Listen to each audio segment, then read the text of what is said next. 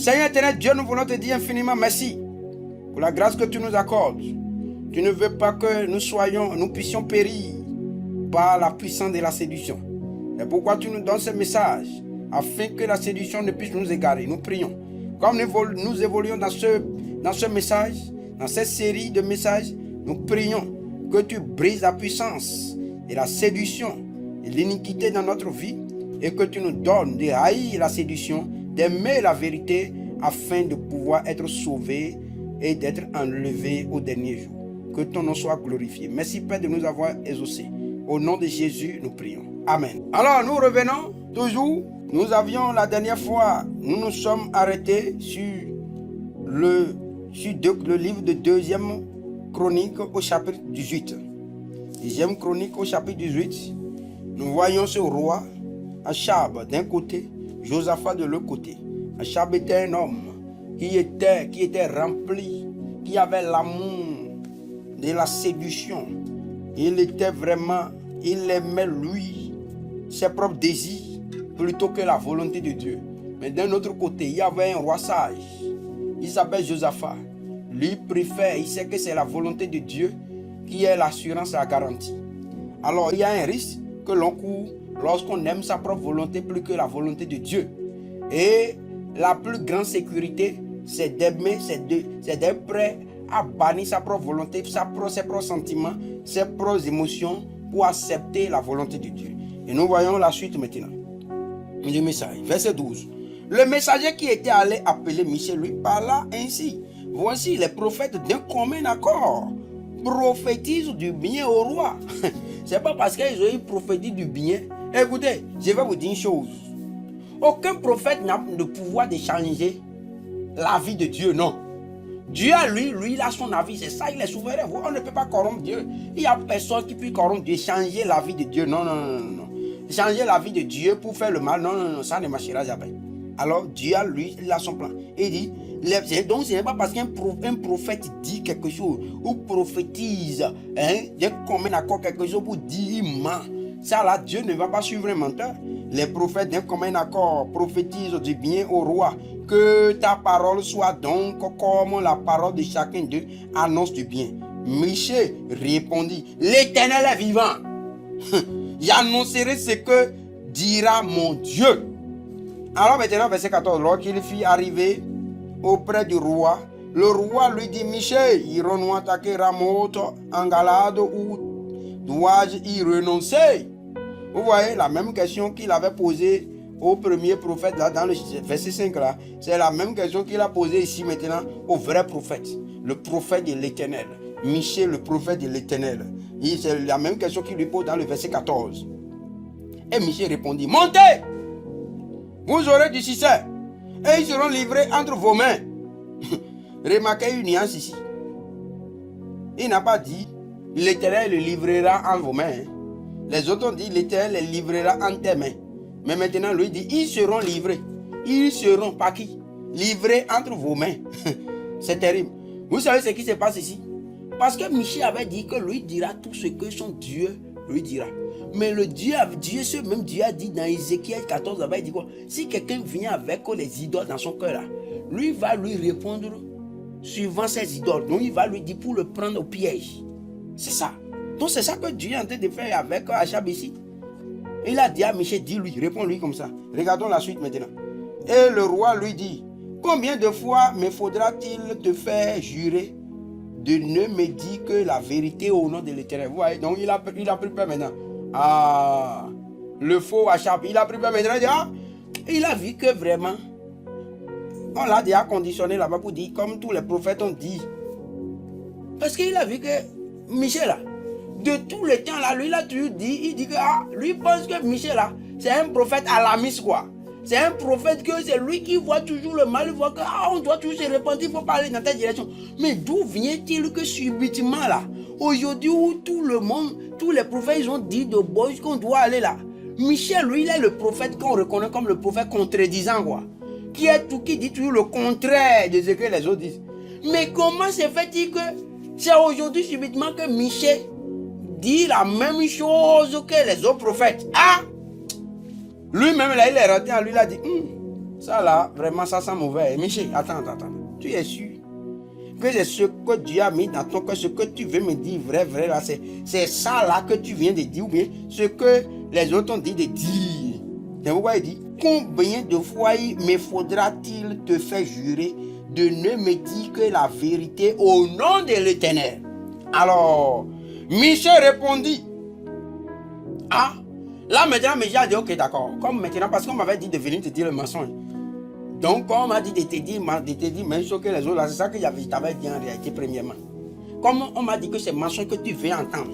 Donc, avant, je t'avais dit ce que tu voulais entendre. Maintenant, comme tu dis que c'est la vérité que tu veux entendre, ma bouche, voici la vérité maintenant. Moi, je suis un prophète de vérité, un prophète de l'Éternel. Je vais te dire la vérité maintenant. Michel répondit, je vois tout Israël dispersé sur les montagnes, comme des brebis qui n'ont point de berger. Et l'Éternel dit, ces gens n'ont point de maître, que chacun retourne en paix dans sa maison. Le roi d'Israël dit à Josaphat, ne te laisse pas dire, ne te laisse pas dire. Il ne prophétise sur moi rien de bon. Il ne prophétise que du mal. Vous comprenez ça? Achab a compris la prophétie de Michel, hein? Mais comme il voit que ça ne l'arrange, parce que regardons, retournons voir ce que Dieu a dit à Michel de dire au roi d'Israël. Il dit, je vois tout Israël dispersé sur des montagnes comme des brebis qui n'ont point de berger. Ça veut dire quoi? Et il dit, et l'Éternel dit, ces gens n'ont point de maître. Mais c'est qui le maître d'Israël? C'est le roi, non? Mais si on dit que le roi, maintenant, il voit Israël dispersé comme des brebis sans berger, ça veut dire que, et après l'Éternel dit, ces gens-là sont sans maître. Ça veut dire que le roi qui est le maître là est mort, oui ou non? Il n'existe plus. C'est pour dire, Dieu est en train de lui dire, si tu vas à ce combat, tu vas mourir. Et Israël va revenir sans roi. C'est ce que Dieu a dit à Michel de lui dire. Et voilà maintenant, le roi, oh, vous voyez jusqu'où, quand on a, c'est-à-dire que, il dit, dans 2 Timothée, quand il dit quoi? Il dit, ils ont la démangeaison d'entendre des choses agréables. Ils ne supportent pas la saine doctrine. Et quand quelqu'un a la démangeaison d'entendre des choses agréables, il ne supporte plus la vérité. C'est ça le problème. Et c'est pour sa propre destruction, c'est pour sa propre pète, qui n'aime pas la vérité. Donc, Achab est le prototype des hommes de cette génération, qui n'aiment pas la vérité. Il est le prototype.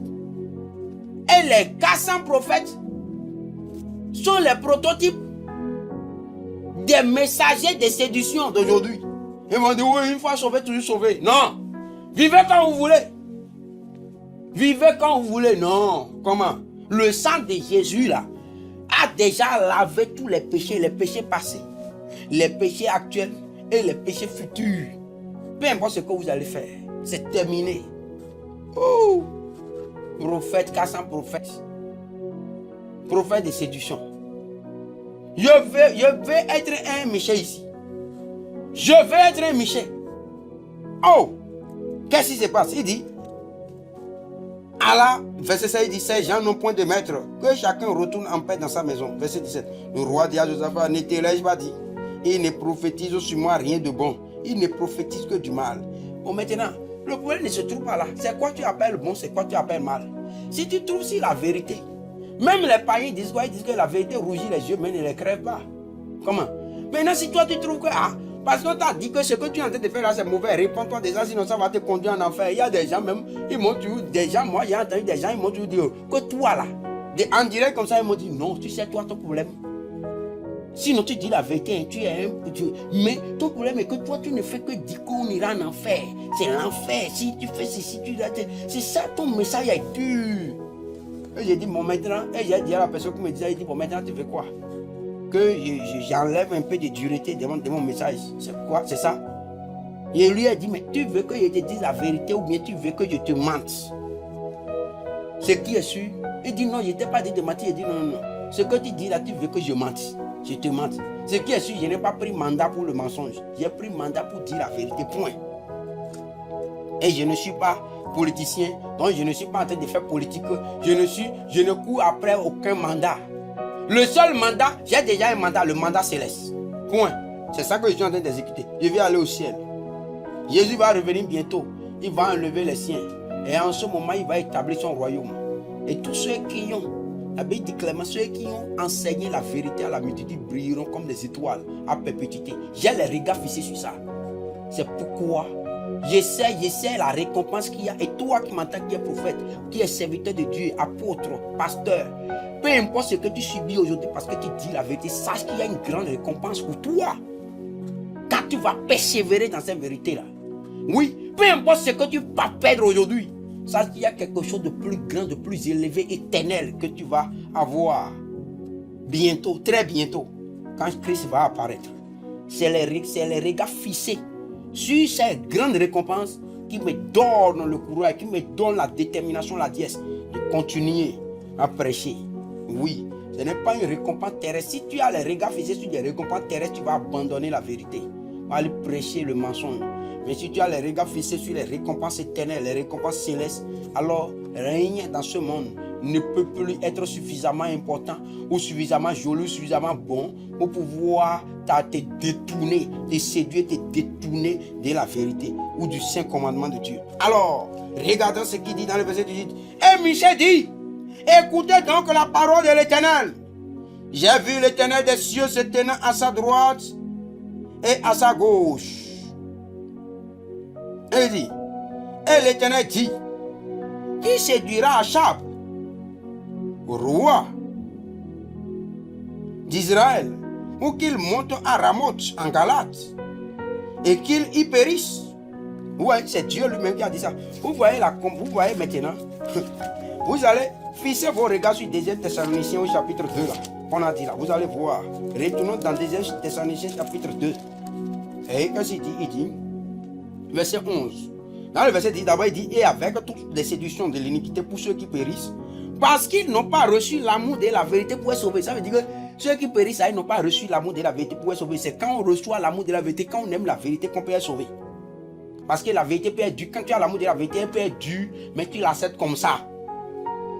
Maintenant, verset 11 dit, aussi Dieu leur envoie une puissante égarement pour qu'ils croient au mensonge.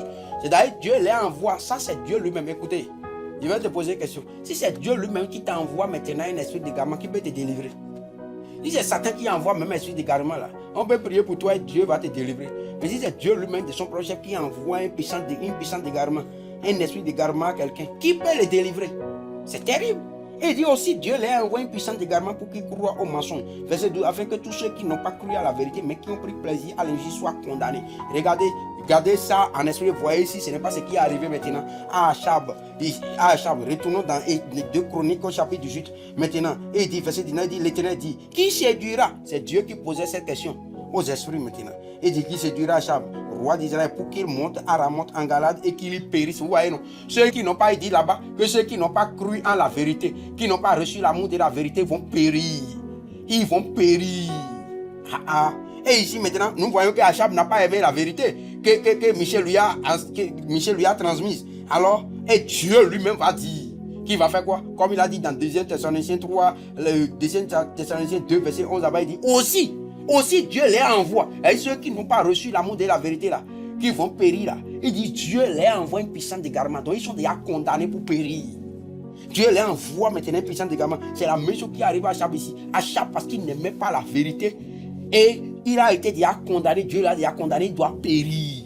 Il dit qui va envoyer. Et Dieu a révélé ça à Michée. Et Michée l'a dit pour l'avertir. Comme toi-même tu m'entends. Dieu m'envoie pour t'avertir. Toi qui aimes la séduction, c'est-à-dire tu aimes le mensonge, tu aimes les messages séduisants.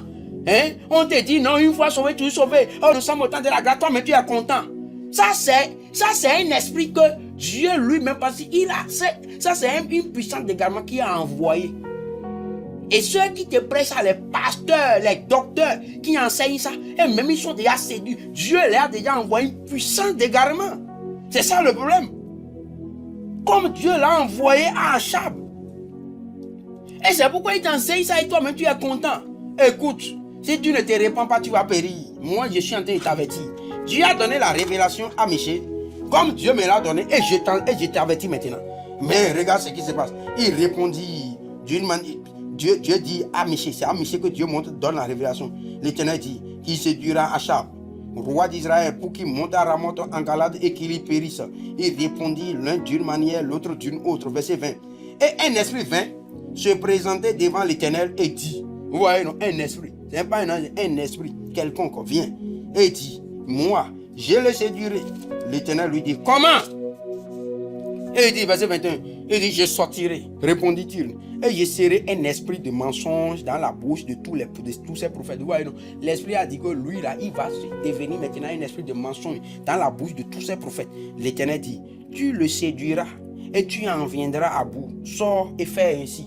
Il a dit, l'esprit a dit à l'Éternel, quelle est la stratégie qu'il va exploiter. Parce que quand il a dit, l'esprit est venu pour dire à l'Éternel qu'il va le séduire. Parce que c'est Dieu lui-même qui a pris la décision maintenant de le séduire. C'est-à-dire qu'il aime comme il aime le mensonge et il n'aime pas la vérité. Dieu a dit, ok, maintenant là, comme toi tu aimes le mensonge et tu n'aimes pas la vérité parce que tu as la démangeaison d'entendre des choses agréables, Dieu a dit qu'il va envoyer une puissance pour te séduire.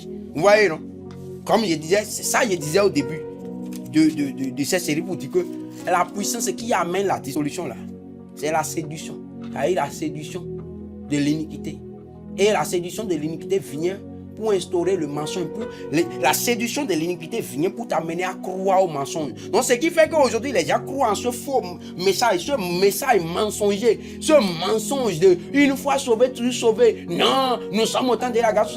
Tout cela, c'est une puissance, en fait, c'est la puissance de séduction, c'est la séduction qui est arrivée d'abord pour pouvoir les séduire, pour qu'ils croient au mensonge et comme ça ils seront égarés. Vous êtes égarés. Je prie que Dieu vous donne la grâce, quand vous entendez ce message, de vous repentir, de revenir à vous-même et de prendre à nouveau l'amour de la vérité, de recevoir à nouveau l'amour de la vérité. Quand bien même elle fait mal, même si elle fait mal, elle finit par guérir. La vérité guérit, mais le mensonge fait périr. Je prie que Dieu nous donne la grâce d'aimer la vérité. Donc l'esprit là a dit que lui, il va sortir. Et il va séduire Achab. Et Dieu lui-même a dit, Achab, vraiment son entêtement, il aime tellement le mensonge. Comme il aime le mensonge, alors tous ceux qui aiment le mensonge doivent périr. Et pour qu'ils puissent périr, pour qu'ils puissent aimer le mensonge, il faut qu'ils puissent être séduits. Comme ça, il va croire au mensonge là. Donc il y a premièrement aimer le mensonge, deuxièmement croire au mensonge. Vous voyez, non? Il y a d'abord détester la vérité et croire au mensonge. Ils vont détester la vérité, c'est-à-dire ils aiment le mensonge. Et comme ils aiment le mensonge, Dieu va envoyer maintenant une puissance de séduction pour qu'ils puissent croire au mensonge. Et comme ils vont croire au mensonge comme Achab, alors il va s'égarer. Et s'il s'égare, c'est pour pouvoir périr. C'est ça le processus. Alors, regardons dans le verset 21, il dit, je sortirai, répondit-il, et je serai un esprit de mensonge dans la bouche de tous ces prophètes. L'Éternel dit, tu le séduiras et tu en viendras à bout. Sors et fais ainsi. Verset 22. Et maintenant, voici l'Éternel a mis un esprit de mensonge dans la bouche de tes prophètes qui sont là. C'est Michée qui est en train de dire ça au roi Achab. Et l'Éternel a prononcé du mal contre toi. Verset 23. Alors, Sédécia, vous vous rappelez de ce monsieur, non? Ce monsieur Sédécia qui avait pris la corne, qui a dit, ainsi parle l'Éternel. Hein? Quel l'Éternel lui a parlé? Et il dit que tu vas les vaincre avec cette corne. Oh. Et alors Sédécia, verset 23, Sédécia, fils de Kenana, s'étant approché, frappa Michée sur la joue et dit, par quel chemin l'esprit de l'Éternel est-il sorti de moi pour te parler? Vous voyez ici, on a mis l'esprit de tes petites.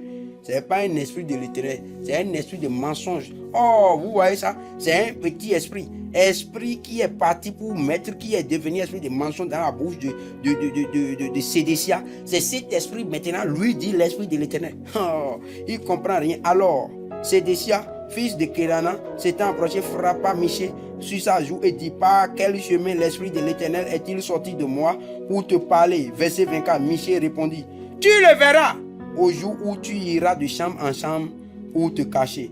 Le roi d'Israël dit, prenez Michée et amenez-le vers Amon, chef de la ville, et vers Joas, fils du roi.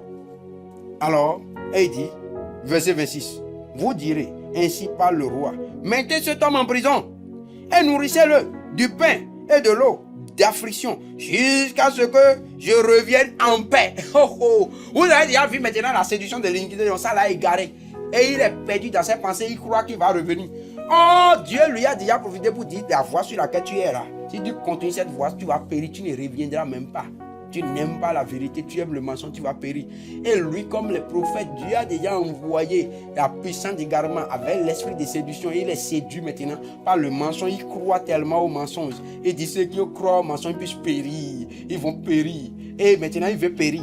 Et il dit, il ne sait pas qu'il est en train d'aller pour périr. Mais il dit qu'on n'a qu'à mettre Michel en prison jusqu'à ce que lui revienne en paix. Tu vas revenir en paix d'où? Oh, alors qu'il veut se retrouver en enfer déjà. Verset 27. Et Michel dit, vous voyez ça? Oh, c'est ça l'assurance. L'assurance. J'aime l'assurance d'un homme rempli de l'esprit de Dieu qui est dans la vérité. Et Michel dit, si tu reviens en paix, l'Éternel n'a point parlé par moi. C'est pour dire quoi? Moi, je sais que c'est Dieu qui m'a parlé pour dire que toi, tu ne vas pas revenir. Mais le peuple sur lequel tu as été établi va être dispersé, toi, mais tu vas mourir. Et tu dis que tu vas revenir en paix. Ok, on a qu'à me jeter en prison, il n'y a pas de problème. Moi, je serai en prison là-bas. Mais si tu reviens, toi, à chaque fois, tu reviens en paix là. Ça veut dire que Dieu n'a jamais parlé. Alléluia. C'est ça. Il dit, et Michel dit, si tu reviens en paix, l'Éternel n'a point parlé par moi. Il dit encore, vous tous peuple, entendez. Entendez, Michel a dit, entendez, si jamais cet homme qui s'est dit roi d'Israël là, revient en paix dans ce pays là, donc moi là, je ne suis plus un prophète de l'Éternel, donc l'Éternel n'a pas parlé par moi. Alors, le roi d'Israël et Josaphat, roi de Juda, montèrent à Ramoth en Galade. Le roi d'Israël dit à Josaphat, vous voyez la ruse, vous allez voir la ruse d'un homme qui n'aime pas la vérité maintenant. Il se croit plus intelligent, il croit que son intelligence est au-dessus de l'intelligence de Dieu, sa sagesse est au-dessus de la sagesse de Dieu. Mais la Bible va dire dans 1 Corinthiens au chapitre 3, verset 18 à 19, il dit que nous et sabise lui-même, si quelqu'un croit sage selon ce monde qui devient fou afin de devenir sage. Car la sagesse des hommes est une folie devant Dieu. C'est une folie, lui se croit sage. Regardez ce que sa sagesse a poussé à faire. Il dit, je veux me déguiser. Il veut se déguiser. Au lieu de se déguiser, de prendre Dieu comme son refuge, la vérité de Dieu comme son refuge, il va se déguiser. C'est son cerveau ça. Tu penses que c'est ce que ton cerveau te dit? Hein? Tu lis les versets à toi et à travers et tu restes là pour dire oui, non, nous sommes au temps de la grâce. Oh, nous sommes au temps de la grâce. Nous pouvons vivre comme nous voulons. Si tu peux vivre comme tu veux, où est la reconnaissance que tu as envers Dieu? Même les païens là, ils savent, ceux qui ne connaissent pas Dieu, ils savent quand même que, mais celui à qui on a beaucoup pardonné là, lui là, il doit beaucoup aimer. Si tu aimes Dieu, tu ne veux pas faire ce que Dieu n'aime pas. Oui ou non? Alors, même, ils savent aussi que, même les païens savent qu'on doit être reconnaissant envers quelqu'un qui vous a fait du bien. Vous devez être reconnaissant et loyal envers celui qui vous a fait du bien. Alors, et ils ont, même s'ils ne lisent pas la Bible, ils savent ça. Et or, la Bible dit dans Hébreux 12, verset 28, il dit c'est pourquoi, recevant un royaume inébranlable, montrons notre reconnaissance en rendant à Dieu un culte qui lui soit agréable, avec piété et avec crainte. Où est la piété? Où est la crainte? Voilà, il dit reconnaissance, montrons notre reconnaissance. La piété et la crainte que tu vas montrer, que tu vas servir, c'est-à-dire le culte de piété et de crainte de Dieu que tu dois avoir là, ça c'est ta reconnaissance envers Dieu. Et où est la reconnaissance? Maintenant, parce que c'est dû par l'iniquité, alors tu dis non, nous sommes au temps de la grâce. Regarde ce qui est arrivé aux hommes qui aiment le mensonge, qui n'aiment pas la vérité. Voilà ce qui est arrivé, c'est ce qui est arrivé ici. Ils utilisent les sagesses. Regarde, il dit, 2 Chroniques 18, verset 29, il dit, le roi d'Israël dit à Josaphat, je veux me déguiser pour aller au combat. Moi, mais toi, revêt-toi de tes habits. Vous voyez ça? Il veut exposer Josaphat en réalité. Lui-même, il a peur dans son cœur. Hein? Mais il veut exposer Josaphat. Faites attention à ceux qui vous enseignent ces faux messages-là. Faites attention à eux. Ouais, lui là. Il a peur encore dans son cœur, mais il veut exposer Josaphat parce qu'il sait que les gens pour le frapper là, donc s'il se déguise, on ne saura pas que c'est lui le roi. Vous voyez, il veut se déguiser. Mais il dit à l'autre, toi, reste comme ça. Comme ça, on saura que c'est toi le roi. Ça veut dire que si on doit prendre quelqu'un pour le tuer là, c'est toi. Et lui va revenir. C'est pourquoi il pense que sa sagesse ça va le faire échapper à la parole de Dieu, à la sentence de Dieu. Ça ne marchera jamais. Ta sagesse, ton intelligence ne te fera pas échapper à l'enfer. Non! C'est quand tu vas obéir à la parole de Dieu. C'est tout. Dieu a parlé, point terminé. C'est tout. Il dit, et le roi d'Israël, il dit, mets-toi, revêt-toi de tes habits. Et le roi d'Israël se déguisa. Et ils allaient au combat. Verset 30. Le roi de Syrie avait donné cet ordre aux chefs de ses chars. Vous n'attaquerez ni petit ni grand, mais vous attaquerez seulement le roi d'Israël. C'est sûr, il avait déjà cette information. Ce faux type Achab là, qui est roi d'Israël, avait déjà cette information. Mais, comme toi, mais tu as déjà l'information que l'Éternel, notre Dieu, quand bien même il est un Dieu d'amour, il est un feu dévorant. Tu as déjà l'information qu'il a dit. De quel pire châtiment sera châtié celui qui aura, sera jugé dit celui qui aura profané le sang de l'alliance par lequel il a été sanctifié. Tu as lu ça, tu connais ça, et tu t'amuses avec le péché pour dire que tu vas vivre comme tu veux. Non.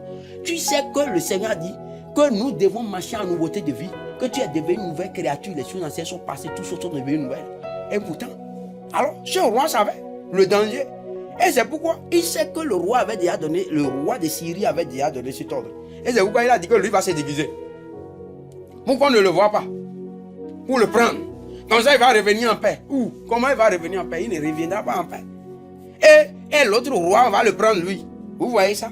C'est un piège. C'est pourquoi faire attention de suivre des gens, des faux types, qui prennent faux messages. Fais attention de les suivre. Alors, verset 31, il dit, quand les chefs des chars aperçurent Josaphat, il dit, c'est le roi d'Israël. Ils ont cru que c'est le roi d'Israël parce qu'il était habillé de ses habits royaux. Alors, et il l'entourait pour l'attaquer. Josaphat poussa un cri et l'Éternel le secourut et Dieu les écarta de lui. Voilà. Dieu va toujours, la Bible dit que l'Éternel sait toujours délivrer le juste. Josaphat était injuste. Dieu l'a délivré dans son innocence. Lui veut. Dieu voit. Ceux qui aiment la vérité seront sauvés. Il n'y a rien à faire. Ceux qui aiment la vérité seront sauvés, seront délivrés de l'enfer. Quoi qu'en soit tes faiblesses, tes incapacités, tes erreurs. Si c'est la vérité que tu aimes et tu désires, garder cette vérité dans ton cœur et la suivre, tu seras sauvé. Mais si tu te laisses séduire par des messages de séduction de l'iniquité, si tu aimes la vérité, même quand tu es faible, va vers Dieu pour dire Seigneur, je vais suivre, je sais que ceci, telle chose que je fais, ce n'est pas bien. Mais je vais suivre ta volonté. Aide-moi. Je n'ai pas la force pour faire ta volonté. Aide-moi. Dieu va t'aider. Mais si tu t'entêtes pour te séduire toi-même, pour te laisser séduire par le mensonge, pour dire non, ta parole, tes pensées là ne peut pas valider. C'est-à-dire, Dieu, ton intelligence ne peut pas amener Dieu à valider tes péchés pour dire que c'est bon. Que le péché maintenant là, que ce n'est pas péché. Non, ça c'est une erreur. Alors, verset, il dit, maintenant l'Éternel a secouru. L'Éternel les crie et l'Éternel les secourut et Dieu les écarta de lui. Verset 32. Les chefs des chars, voyant que ce n'était pas le roi d'Israël, s'éloignaient de lui. Verset 33. Alors, un homme tira de son arc au hasard et frappa le roi d'Israël au défaut de la cuirasse. Et quoi? Le roi dit à celui qui dirigeait son char, tourne et fais-moi sortir du camp de bataille car je suis blessé. Voilà. Verset 34. Le combat devint acharné ce jour-là. Le roi d'Israël fut retenu dans son char en face des Syriens jusqu'au soir et il mourut vers le coucher du soleil. Quelle fin triste. Quelle fin triste. Pour un homme entêté à ne pas aimer la vérité et à aimer les paroles de séduction. Oh, c'est une fin triste qui est réservée. Pense à la tristesse éternelle que tu vas éprouver.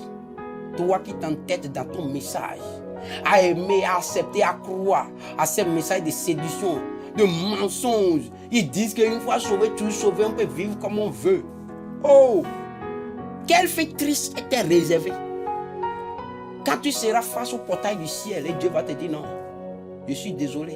Et Jésus va te rappeler ce qu'il a dit dans Luc 6, verset 46. Pourquoi m'appelez-vous Seigneur, Seigneur, et ne faites-vous pas ce que je vous demande? Oh, ce sera terrible. Où es-tu?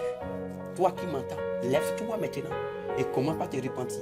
Tu vas répéter après moi. Si tu es prêt à ne pas subir, si tu ne veux pas subir cette fin triste, alors c'est encore le moment pour toi. La Bible dit dans Ecclésiaste 9, verset 4, il dit, pour les vivants, il y a encore de l'espérance. Comme tu vis, il y a encore de l'espérance pour toi. Mais après ta mort, dans Hébreux 9, verset 27, il dit, il est réservé aux hommes de mourir une seule fois. Après quoi vient le jugement. Maintenant, c'est aujourd'hui le jour du salut pour toi. Es-tu prêt? Si tu es prêt, lève-toi. Tu as déjà suivi ces messages de fausseté et tu t'es égaré. Toi qui étais sur la bonne voie, la voie de la sainteté, de la justice, tu t'es laissé fourvoyer dans le mensonge. Mais comme Dieu t'a donné la grâce, tu es encore vivant pour entendre ces choses. C'est parce que Dieu veut encore te sauver. Il y a encore de l'espoir pour toi. Lève-toi, nous allons prier. Tu vas répéter après moi. Seigneur Jésus, vraiment je te remercie pour ce message.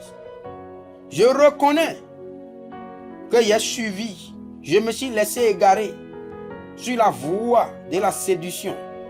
Je me suis laissé séduire par le mensonge et je me suis égaré loin de toi pour commettre toute forme d'abomination. Non seulement j'ai cru, mais je l'ai aussi répandu. J'ai enseigné ces choses. Maintenant j'ai compris et je viens vers toi. Je me répands. Seigneur, pardonne-moi et délivre-moi de la séduction de l'iniquité et donne-moi d'aimer la vérité pour être sauvé maintenant et à jamais. Au nom de Jésus-Christ. Amen. Seigneur éternel Dieu, nous voulons te dire infiniment merci pour ta grâce dans la vie de tous tes enfants qui ont écouté ce message. Je prie que tu leur donnes la grâce de pouvoir se détourner définitivement de l'iniquité, de la séduction de l'iniquité, de la séduction du mensonge, de la séduction des paroles doucereuses pour pouvoir chercher la vérité. Mets l'amour de la vérité dans les cœurs afin que tous soient absolument sauvés. Au nom de Jésus-Christ. Merci Père de nous avoir exaucés. Au nom de Jésus, nous avons prié. Amen.